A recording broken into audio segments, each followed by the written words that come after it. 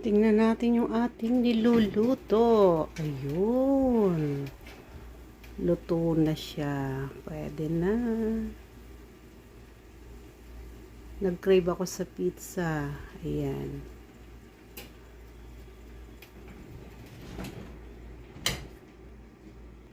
Eto na siya.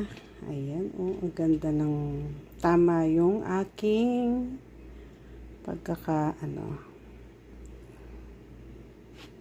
Ayan. Palamigin natin ng konti bago natin i-slicein. Umpisahan na natin habang mainit-init pa. Masarap kainin ang pizza habang mainit-init pa. Tapos yung gilid nito, may cheese din.